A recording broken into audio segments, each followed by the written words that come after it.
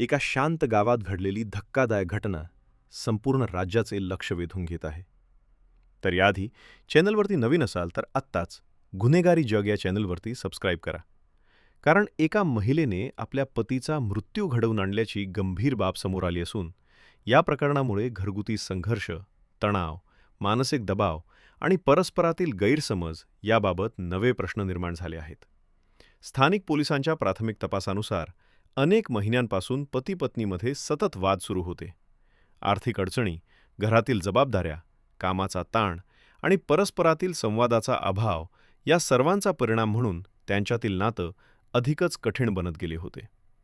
शेजाऱ्यांनी पोलिसांना दिलेल्या माहितीनुसार दोघांमध्ये काही दिवसांपासून तापलेल्या वादांची मालिका सुरू होती आणि अखेर एका रात्री हा वाद आणखी वाढून त्याचे गंभीर रूपांतर झाले.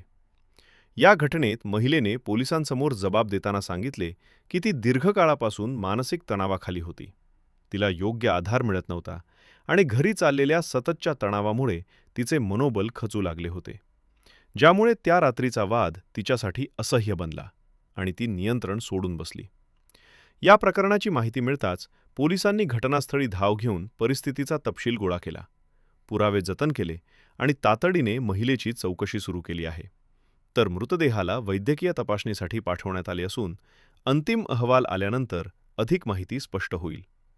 या घटनेने समाजातही मोठी चर्चा सुरू झाली आहे की घरगुती तणाव, मानसिक आरोग्याची उपेक्षा, वैवाहिक संवादाची कमतरता आणि तणाव व्यवस्थापनाचा अभाव कसा मोठ्या संकटाला जन्म देऊ शकतो. अनेक समाज कार्यकर्ते सांगत आहेत की अशा प्रकरणांमध्ये दोघांनाच मदत, समुपदेशन आणि योग्य मार्गदर्शन मिळाले असते तर नातं तुटण्याऐवजी मार्ग सापडू शकला असता. पोलिसांनी सांगितले आहे की ते या घटनेचा तपास अत्यंत पारदर्शकतेने आणि कायदेशीर प्रक्रियेनुसार करणार आहेत.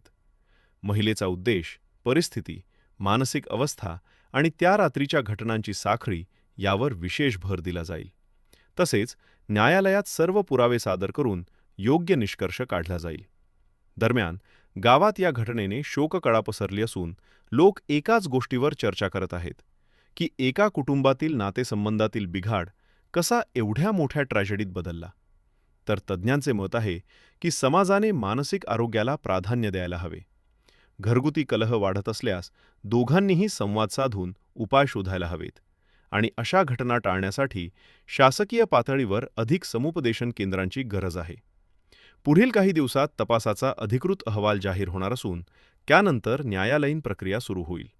मात्र या घटनेने पुन्हा एकदा दाखवून दिले आहे की नात्यातील ताण, न बोललेले प्रश्न आणि मनात साचलेली नाराजी दुरुस्त न केल्यास त्याचे परिणाम अत्यंत गंभीर होऊ शकतात. त्यामुळे अशा घटनांमुळे समाजाला नवे धडे मिळत आहेत आणि नात्यांमध्ये समज, संवाद आणि सहनशीलतेचे महत्त्व पुन्हा समोर येत आहे. धन्यवाद.